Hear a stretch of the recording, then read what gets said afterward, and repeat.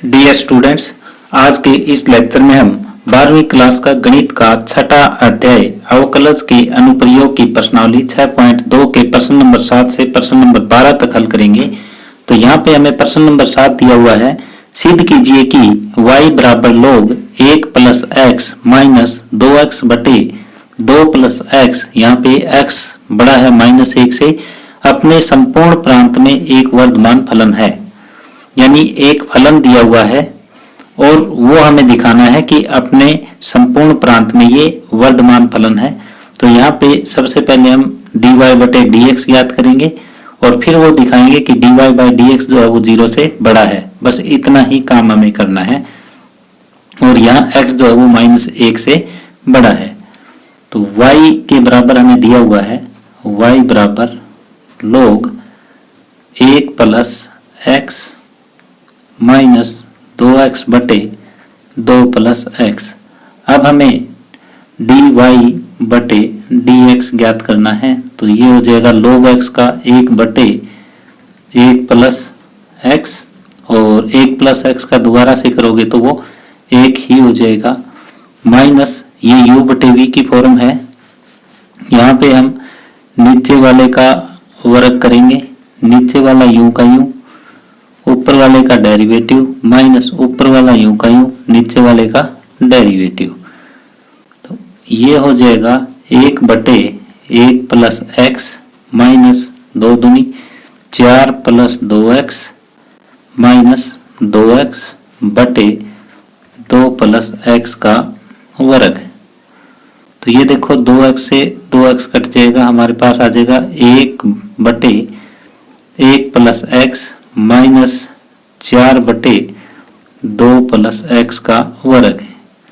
तो यहाँ हम लघुत्तम ले सकते हैं, लघुत्तम लेंगे तो ये आ जाएगा लघुत्तम 1 प्लस एक्स और इधर 2 प्लस एक्स का वर्ग।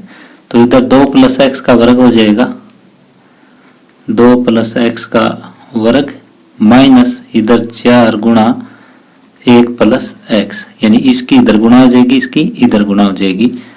अब ये 1 प्लस एक्स और 2 प्लस एक्स का वर्ग, ये a प्लस बी का वर्ग खोल दो, a square plus B square plus 2ab, ये जो है -4 माइनस 4x। तो ये देखो -4x से +4x चला जाएगा, -4 से +4 चला जाएगा।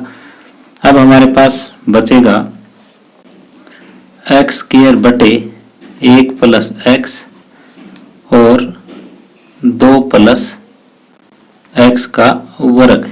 अब देखो हम जानते हैं कि किसी का वर्ग जो है वो 0 से बड़ा होता है, तो एक्स स्क्वायर 0 से बड़ा है और 2 प्लस एक्स का वर्ग है वो भी क्या होगा, 0 से बड़ा होगा। अब ये 1 प्लस एक्स देखो, एक्स दे रखा है -1 से बड़ा है, तो इसका मतलब ये हुआ 1 प्लस एक्स भी जो है वो 0 से बड़ा होगा। तो ये भी 0 से बड़ा, ये भी 0 से बड़ा, ये भी 0 से बड़ा। तो इसलिए ये पूरे का पूरा क्या हो जाएगा, 0 से बड़ा हो जाएगा, क्योंकि ये मैंने कारण यहाँ पे बता दिया आपको।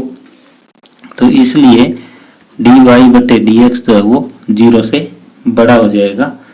कब, यदि x हमारा क्या है, बड़ा है -1 से।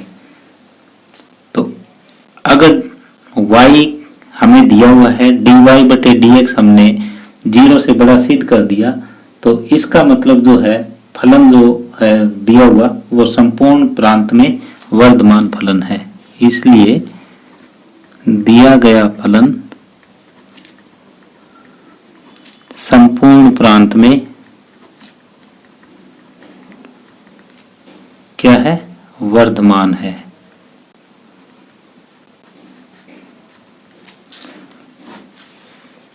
संपूर्ण प्रांत में दिया गया फलन वर्धमान है। अगर वर्धमान आपको कोई भी फलन दिखाना है तो उसका dy बटे dx ज्ञात करो, यानी एक अवकलज ज्ञात करो और उसको 0 से बड़ा दिखा दो। अगर ह्रासमान दिखाना है तो dy/dx ज्ञात करो और उसको 0 से छोटा दिखा दो। तो इस तरह से प्रश्न नंबर 7 कंप्लीट हुआ। अब आगे प्रश्न नंबर 8 है, x के उन मानों को ज्ञात कीजिए जिनके लिए y बराबर x इंटू x माइनस 2 और फिर पूरे का वर्ग एक वर्धमान फलन है। तो यहाँ पे हमें y के बराबर दे रखा है, dy/dx हमें ज्ञात करना है। पहले dy/dx हो जाएगा 2 आगे आ जाएगा x माइनस 2 और फिर इसका डेरिवेटिव दोबारा से d/dx x into x minus 2 का। तो ये थोड़ा सा अंदर गुणा करके हम लिख लेते हैं, ये हो जाएगा 2x into x minus 2 d/dx x square minus 2x। तो dy/dx ये वैल्यू आ जाएगी 2x x माइनस 2, जब ये डेरिवेटिव करोगे तो x स्क्वायर का 2x माइनस 2। तो यहाँ से 2 कॉमन लिया जा सकता है, तो 2 कॉमन लेने के बाद 2 ऑलरेडी है ही, 2 दूनी 4 x माइनस 2 और यहाँ बच जाएगा x माइनस 1। अब नेक्स्ट स्टेप ये होता है कि dy/dx को 0 रखना होता है, यानी 4x x minus 2 x minus 1 बराबर 0। तो x के बराबर आ जाए 0 1 और 2। तो अब हम एक वास्तविक रेखा लेते हैं, यहाँ पे माइनस इन्फिनिटी, यहाँ पे इन्फिनिटी, ये जो तीनों वैल्यूज है उनको आरोही क्रम में। तो हमारे पास 3 इंटरवल हो जाते हैं, माइनस इन्फिनिटी से 0, 0 से 1, 1 से 2 और 2 से इन्फिनिटी। तो यहाँ पे 4 इंटरवल हो जाएंगे और चारों इंटरवल्स के अंदर हम चेक करेंगे। हमें जो वास्तविक रेखा है उस पे 4 अंतराल प्राप्त हुए हैं और चारों ऐसे युक्त अंतराल। यहाँ लिखेंगे कि वास्तविक रेखा पर 4 अंतराल या 4 ये असंयुक्त अंतराल है, 4 असंयुक्त अंतराल माइनस इन्फिनिटी से 0, 0 से 1, 1 से 2 और 2 से इन्फिनिटी प्राप्त हुए हैं। ये 4 हमें असंयुक्त अंतराल प्राप्त हुए हैं। चारों पे हम चेक करेंगे कि क्या दिया गया फलन है वो वर्धमान है या नहीं है। तो पहली स्थिति 1 जो है वो माइनस इन्फिनिटी से 0 अंतराल में। तो यहाँ देखो जो dy/dx है वो हमें दे रखा है 4x x minus 2 x minus 1। तो यहाँ माइनस इन्फिनिटी से 0 तक की कोई एक संख्या, जैसे मैं माइनस 2 ले लेता हूँ मेरे दिमाग में, तो ये तो 4 हो जाएगा। माइनस 2 लेते ही ये नेगेटिव,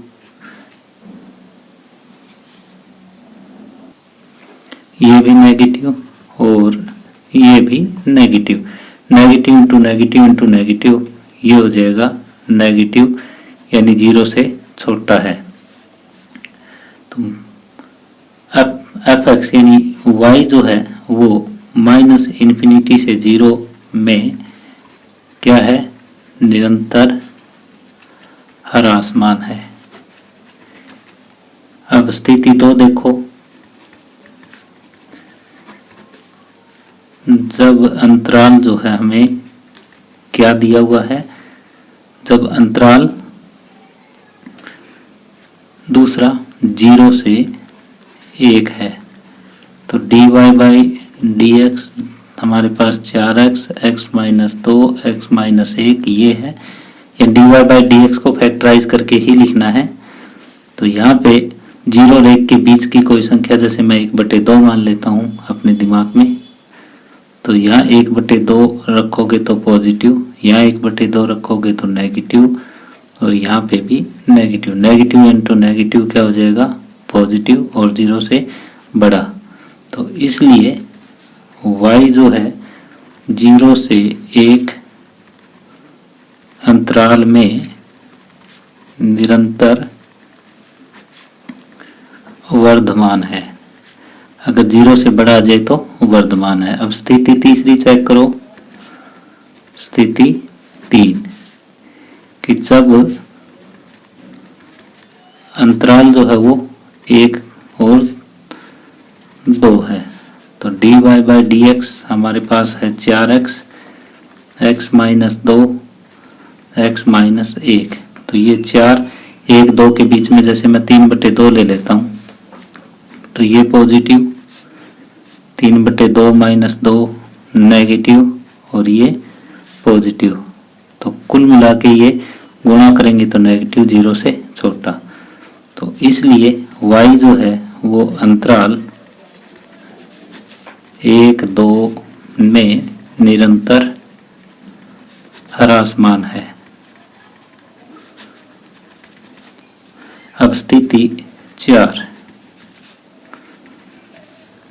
स्थिति 4 में अंतराल हमें दे रखा है 2 से इन्फिनिटी।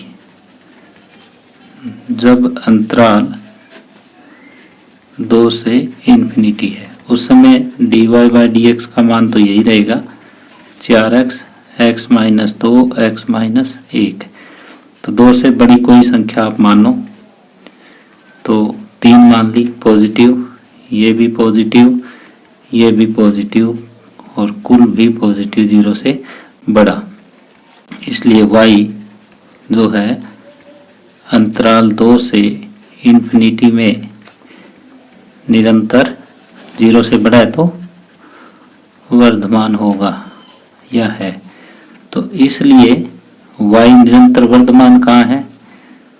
y एक तो निरंतर वर्धमान है 0 1 में, 0 1 यूनियन 2 से इन्फिनिटी में वर्धमान है। निरंतर वर्धमान भी कह सकते हो आप इसको, निरंतर वर्धमान है। तो इस तरह से प्रश्न नंबर 8 कंप्लीट हुआ। डियर स्टूडेंट्स, पहले हम 10वां क्वेश्चन करेंगे, इसके बाद 9वां क्वेश्चन करेंगे। तो 10वां क्वेश्चन है सिद्ध कीजिए कि लघु गणकीय फलन 0 से इन्फिनिटी में निरंतर वर्धमान फलन है। तो लघु गणकीय फलन जो होता है वो ये होता है कि log x। तो यहाँ पे डेरिवेटिव ज्ञात करेंगे इसका अवकलज, तो ये हो जाएगा 1/x। तो 1/x जो है वो 0 से इन्फिनिटी में सभी जगह जो है 0 से बड़ा होता है। 1/x जो है सभी x belongs to 0 to infinity, यानी 1/x 0 से बड़ा होएगा 0 से इन्फिनिटी के हर एक x के लिए। तो इसलिए फलन जो है f(x) is equal to log x 0 से इन्फिनिटी में निरंतर वर्धमान फलन है। अंतराल 0 से इन्फिनिटी में निरंतर वर्धमान है। बिल्कुल आसान सा क्वेश्चन था हमारे पास ये कि f(x) is equal to log x हमें दे रखा है और ये दिखाना था कि ये 0 से इन्फिनिटी में निरंतर वर्धमान फलन है। तो 0 से इन्फिनिटी के लिए x की यहाँ पे कोई भी वैल्यू पुट करें तो ये 0 से बड़ी आएगी। तो अगर f(x) 0 से बड़ा है तो जो फलन दिया हुआ है वो अंतराल 0 से इन्फिनिटी में निरंतर वर्तमान फलन है। इस तरह से प्रश्न नंबर 10 कंप्लीट हुआ। अब प्रश्न नंबर 9 है सिद्ध कीजिए कि 0 से π/2 में y बराबर 4 sin थीटा बटे 2 plus cos theta minus theta theta का एक वर्धमान फलन है। y जो है एक फलन दिया हुआ है थीटा में और थीटा हमें दिखाना है कि एक वर्धमान फलन है। तो dy बटे डी थीटा डी वाई बटे डी थीटा जो है वो 0 से बड़ा होना चाहिए, ये हमें शो करना है। तो यहाँ हमें y बराबर मिला है 4 साइन थीटा बटे 2 plus cos theta minus theta.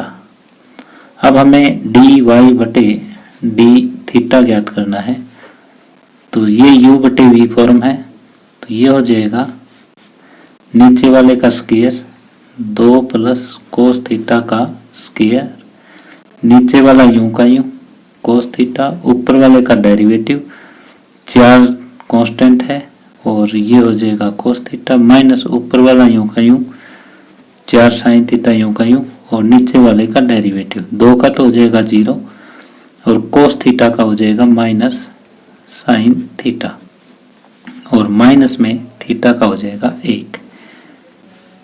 तो अब देखो ये होगा कि 2 प्लस कोस थीटा का वर्ग गुणा करेंगे, तो ये पहले देखो दोनों में 4 कॉमन ही ले लो, पूरे में 4 कॉमन आ जाएगा, ये हो जाएगा 2 कोस थीटा प्लस कोस के थीटा, 4 हमारा कॉमन आ गया, यहाँ पे sine theta into sine theta minus minus plus sine square theta और यहाँ पे -1। अब ये देखो cos square theta plus sine square theta यहाँ पे 1 हो जाएगा, 4 2 कोस थीटा प्लस में sine square theta plus cos square theta 1 हो जाएगा और बटे में 2 प्लस कोस थीटा का वर्ग माइनस में 1। इसको थोड़ा सोल्व आगे और करो, लघुत्तम ले लो, 2 प्लस कोस थीटा का वर्ग, ये गुणा कर लो साथ में, 4 दूनी 8 कोस थीटा प्लस 4 माइनस ये आ जाएगा स्क्वायर खोल के लिख दो, a square plus B square plus 2ab।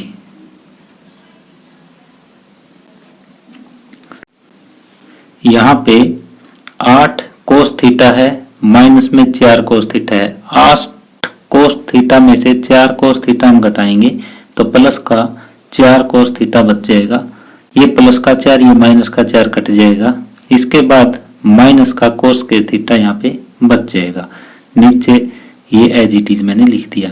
अब ऊपर से कोस थीटा कॉमन, यहाँ पे 4 बच गया माइनस कोस थीटा बटे 2 प्लस कोस थीटा का वर्ग। अब देखो, अब कोस थीटा हमें बताना है कि कोस थीटा की वैल्यू क्या होती है। कोस थीटा की जो वैल्यू होती है वो 0 और 1 के बीच में होती है। यहाँ मैं 1 2 3 चीजें हैं, तीनों को डिस्कस करना चाहूंगा आपके साथ।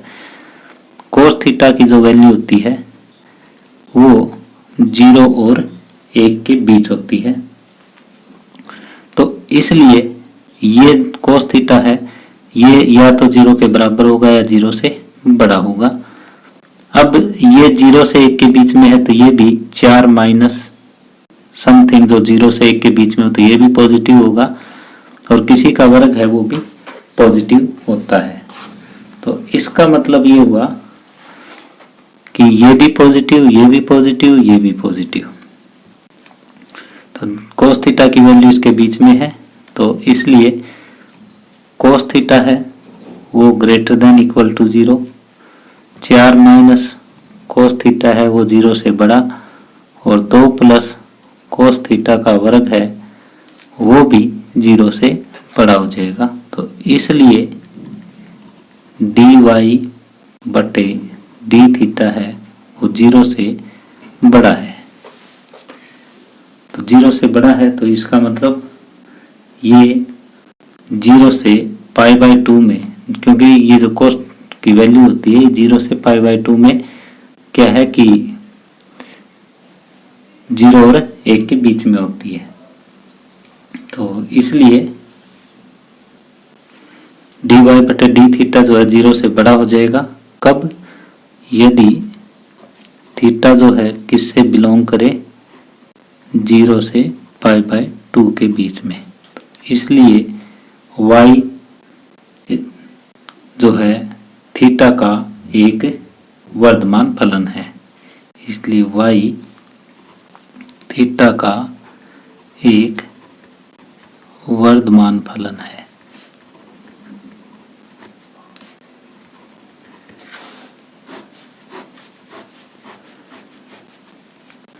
इस तरह से प्रश्न नंबर 9 कंप्लीट हुआ।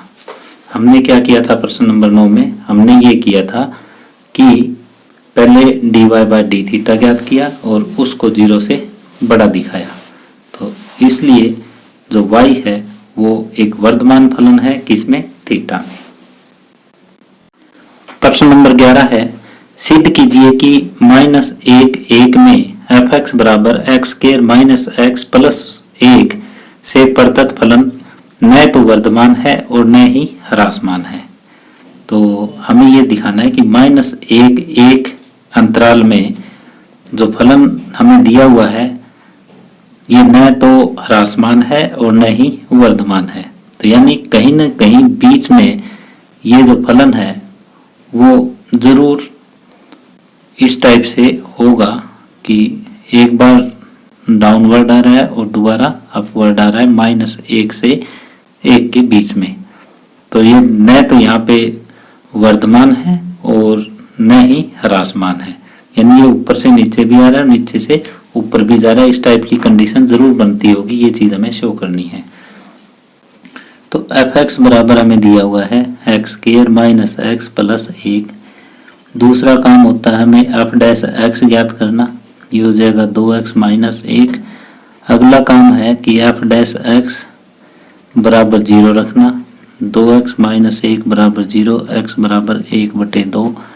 अब ये एक हमने वास्तविक रेखा ली, ये -∞, इधर इन्फिनिटी, ये 1/2, तो 2 इंटरवल आ गए हमारे पास। तो जो ये रेखा है वास्तविक रेखा 2 असंयुक्त वर्ग असंयुक्त अंतराल कौन कौन से? -∞ और 1/2, 1/2 से इन्फिनिटी में विभाजित है। दो स्थितियां बनती है, एक तो फलन को यहाँ चेक करेंगे, एक फलन को यहाँ चेक करेंगे। अगर दोनों पे एक जैसी स्थिति आती है, अगर दोनों पे >0 आता है तो हम कहेंगे कि फलन जो है -1 से 1 में वर्धमान है। अगर दोनों में नेगेटिव आता है तो हम कहेंगे -1 से 1 में ह्रासमान है।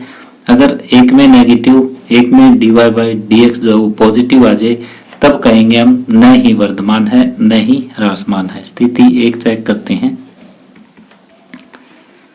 स्थिति 1 में f' जो है वो 2x माइनस 1 है। इस इंटरवल में देखो -∞ से 1/2 में अगर मैं 0 रखता हूँ x की जगह तो ये आ जाता है नेगेटिव। f' अंतराल कौन सा? -∞ से 1/2 में <0 है। तो इसलिए f(x) अंतराल कौन सा? -∞ से 1/2 में क्या हुआ? ह्रासमान है। अगर <0 है तो ह्रासमान है। अब स्थिति 2 चेक करते हैं। अब स्थिति 2, यदि अंतराल जो है वो 1/2 से इन्फिनिटी है तब f' जो है वो 2x माइनस 1 है। 1/2 से बड़ी कोई संख्या मैं मानता हूँ, जैसे 1 ही मान ली तो ये <0 हो जाएगा। तो इसलिए f(x) 1 से 2, 1/2 से इन्फिनिटी में वर्धमान है। तो अब जो दिया गया फलन है वो माइनस इन्फिनिटी से 1/2 में ह्रासमान है और 1/2 से इन्फिनिटी में क्या है, ये वर्धमान है। अगर माइनस इन्फिनिटी से 1/2 में ह्रासमान है तो इसका मतलब -1 से 1/2 में भी ह्रासमान है और 1/2 से इन्फिनिटी में अगर वर्धमान है तो 1/2 से 1 में भी वर्धमान है। तो इसलिए दिया गया फलन